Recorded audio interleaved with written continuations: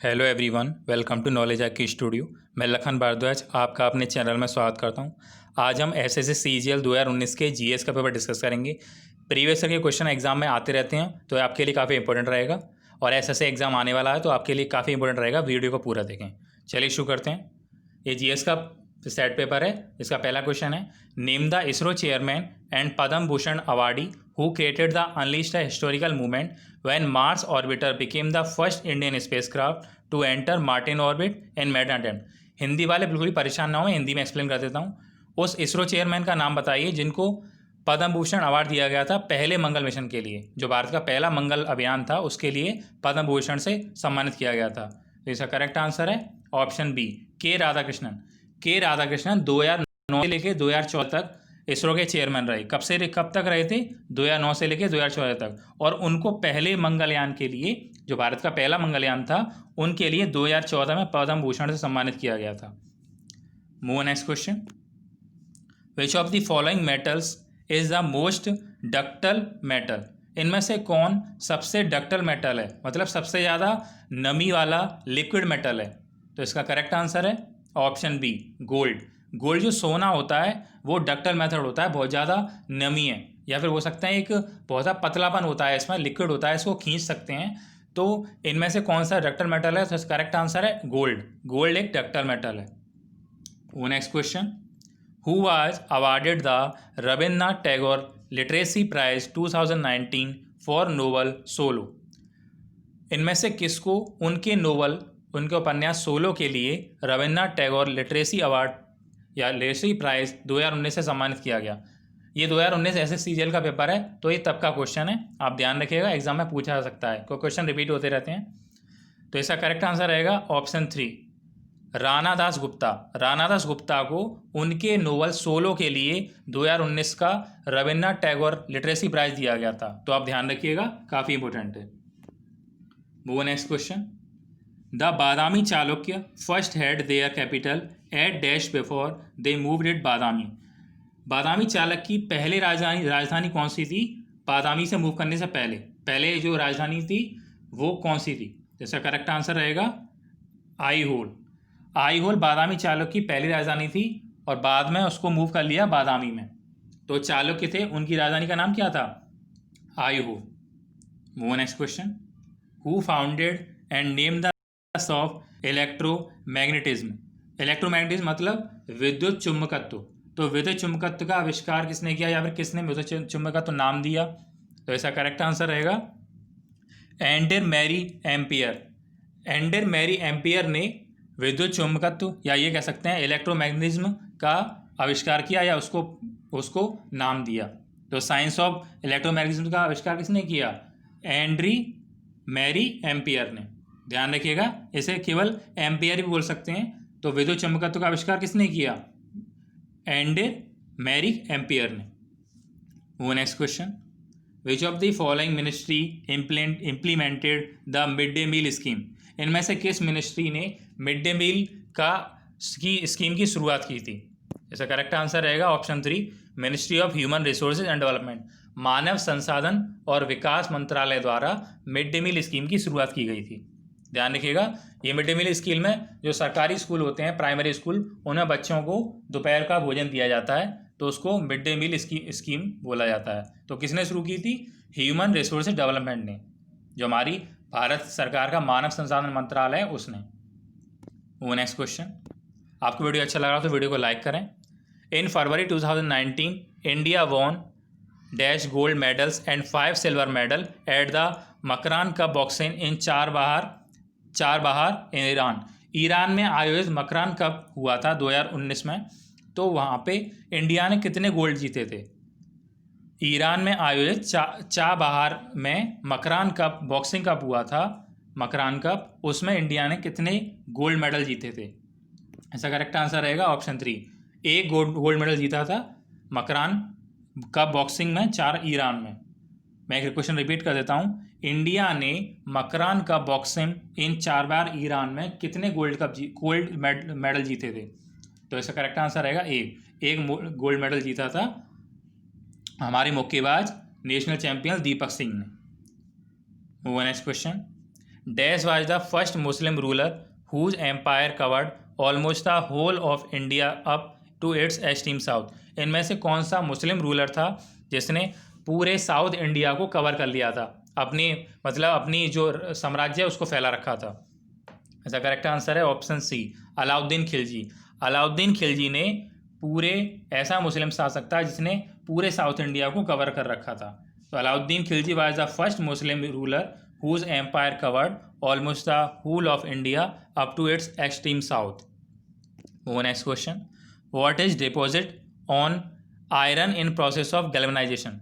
लोहे में क्या डाला जाता है गैल्वेनाइजेशन जब होता है, गैल्वेनाइजेशन तब। तो what is deposit on iron on in the process of galvanisation. इसका करेक्ट आंसर रहेगा जिंक।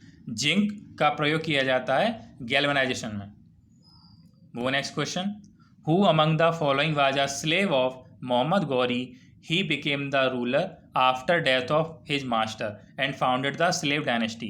इनमें से कौन मोहम्मद गौरी का दास था जिसको उसकी मृत्यु के बाद उसने अपना शासन मतलब अपनी स्लेव डायनेस्टी का को उत्पन्न किया, या फिर कह सकते हैं स्लेव डायनेस्टी का उद्भव हुआ। तो इनमें से कौन है वो जो मोहम्मद गौरी का दास था।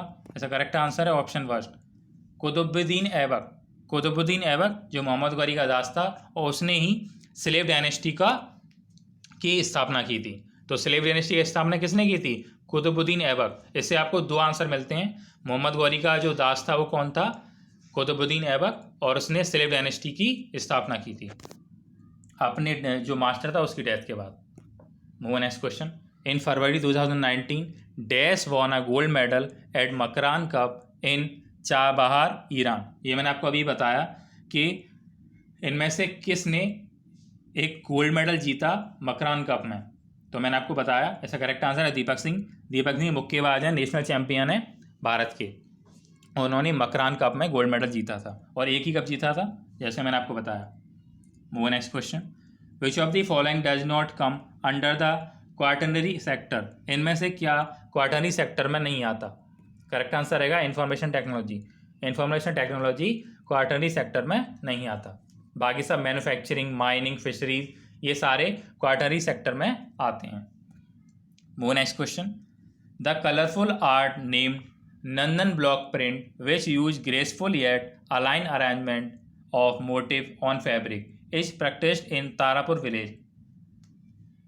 कलरफुल आर्ट नेम ने एक प्रिंट जो एक पेंटिंग का नाम है नंदना ब्लॉक, ये तारापुर विलेज में है और ये कहाँ पड़ता है, कौन से राज्यों में पड़ता है। तो कलरफुल आर्ट नेम नंदन ब्लॉक प्रिंट ये कौन से राज्यों में पड़ता है। इसका करेक्ट आंसर रहेगा option A, Madhya Pradesh. Tarapur village कहाँ पड़ता है, मध्य प्रदेश में। यहाँ पे ही है Nandan block print. Next question, where is the Bandipur national park located. Bandipur national park कहाँ पर है, तो आपको पता होना चाहिए। और नेशनल पार्क की वीडियो हमारी प्लेलिस्ट में पड़ी हुई है, वहाँ से आप देख सकते हो। नेशनल पार्क याद करने की मैंने ट्रिक भी बताई है, तो आप प्लेलिस्ट में जाके देख सकते हैं। इसका करेक्ट आंसर रहेगा ऑप्शन बी, कर्नाटका। कर्नाटका में है Bandipur national park. Next question, right to move freely throughout the territory of India is a fundamental right under the which of the article in constitution of India. तो इनमें से कौन सा article है, कौन सा फंडामेंटल राइट है जिसके अंतर्गत मतलब कहीं भी जाने की राइट टू मूव फ्रीली, कहीं भी जाने की हमें एक राइट मिलता है। तो इनमें से कौन से आर्टिकल में आता है संविधान के में। करेक्ट आंसर रहेगा आर्टिकल 19। आर्टिकल 19 के अंदर राइट टू मूव एक फंडामेंटल राइट हमको मिलता है जो हमारे संविधान में बताया गया है। Next question, which Indian received the Nobel peace prize after Mother Teresa. इनमें से किस भारतीय को मदर टेरेसा के बाद नोबेल पीस प्राइज दिया गया। तो किसको दिया गया है, ऐसे करेक्ट आंसर है ऑप्शन बी, कैलाश सत्यार्थी। कैलाश सत्यार्थी को मदर टेरेसा के बाद पहली बार मतलब मदर टेरेसा को मिला, उनके जस्ट बाद कैलाश सत्यार्थी को मिला Nobel peace prize. Next question, which of the following destroy the ozone layer. इनमें से कौन वो हमारी जो ओजोन लेयर है सूर्य के पास उसको नष्ट कर रही है। इनमें से कौन सा जो गैस है या फिर बोल सकते हैं कौन सा एक ऐसा एलिमेंट है जो ओजोन लेयर को डिस्ट्रॉय कर रहा है। Chlorine destroy the ozone layer. Next question, international day of forest 2019 was observed on 21st March with the theme dash to raise awareness on how sustainably managed forests provide a wide area of contribution. International day of forest ये कब मनाया जाता है? 21 मार्च को। और इसकी theme क्या थी? तो इसका करेक्ट आंसर रहेगा option D, forest and education. Forest and education international day of forest 2019 की थीम रही थी और 21 मार्च को मनाया जाता है। Next question, world dash day 2019 was observed on 22nd March with the theme leaving no one behind to focus on marginalized group. इनमें से किस डे को, जिसकी थीम थी लीविंग नो वन बिहाइंड, वो कौन सा डे है जो 22 मार्च को मनाया जाता है जिसकी थीम थी लीविंग नो वन बिहाइंड? तो इसका करेक्ट आंसर रहेगा ऑप्शन डी, वाटर। मतलब वाटर, वर्ल्ड वाटर डे 2019 की थीम थी लीविंग नो वन बिहाइंड, ध्यान रखिएगा। Next question, which is the longest national highway in India? इनमें से भारत का सबसे लंबा नेशनल हाईवे कौन सा है? इसका करेक्ट आंसर रहेगा option C, national highway 44, NH 44। Next question, dash which connect Sikkim with Tibet was closed after the Chinese aggression on India in 1962 but was reopened in 2006 as government of two countries decided to enhance their trade through land route.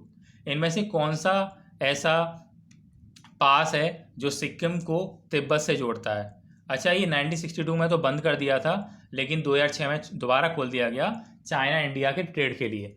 अभी फ़िलहाल तो China India में border tension चल रही है, बहुत ज़्यादा तनातनी चल रही है, लेकिन ये 2019 के SSC CGL एग्जाम तो हम पता होना चाहिए। तो ऐसा कौन सा पास है जो सिक्किम को तिब्बत से जोड़ता है? इसका करेक्ट आंसर है ऑप्शन डी, नाथुला पास। नाथुला पास जो सिक्किम को तिब्बत से जोड़ता है, ये हमारे इंडिया और चाइना के बॉर्डर पर है। नेक्स्ट क्वेश्चन, लोक अदालत हैव बीन क्रिएटेड अंडर। लोक अदालत इनमें से किस एक्ट के अंतर्गत आता है या किस एक्ट के अंतर्गत क्रिएट हुआ? इसका करेक्ट आंसर रहेगा option D, legal services authority act. Legal service authority act के अंदर आता है लोक अदालत, ध्यान रखिएगा, काफ़ी इंपॉर्टेंट क्वेश्चन है। आपको वीडियो अच्छा लग रहा हो तो वीडियो को लाइक करें प्लीज़, मुझे मोटिवेशन मिलता है उससे। Which was the first Muslim dynasty that ruled India?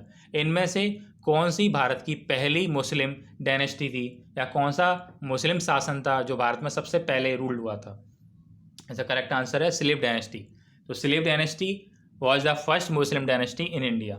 अच्छा, स्लीप डायनेस्टी की स्थापना किसने की थी? मैंने आपको बताया अभी, Qutubuddin Aibak. Next question, the popular Bagh के painting were found in. Popular Bagh के पेंटिंग कहाँ पर है या इन किस में से किस राज्य में है पॉपुलर बाग के पेंटिंग? इसका करेक्ट आंसर रहेगा ऑप्शन बी, मध्य प्रदेश। मध्य प्रदेश में है बाग के पेंटिंग। नेक्स्ट क्वेश्चन, और ये इस GS के पेपर का लास्ट क्वेश्चन है जो 2019 CGL में आया था और काफ़ी क्वेश्चन रिपीट होते हैं तो आप ध्यान रखिएगा। विच of the following metals is the most reactive metal? इनमें से कौन सा मेटल है जो रिएक्टिव मेटल है? द करेक्ट आंसर रहेगा calcium. Calcium is the reactive metal. तो आज हमने GS के CGL GS का पेपर डिस्कस किया। आपको वीडियो कैसा लगा मुझे कमेंट बॉक्स में कमेंट करके बताएं और अपने दोस्तों के साथ शेयर करें, इससे हमें मोटिवेशन मिलेगा। Thank you. और बेल आइकन को प्रेस करें जिससे मेरे आने वाली वीडियोज़ का नोटिफिकेशन आपको मिल सके।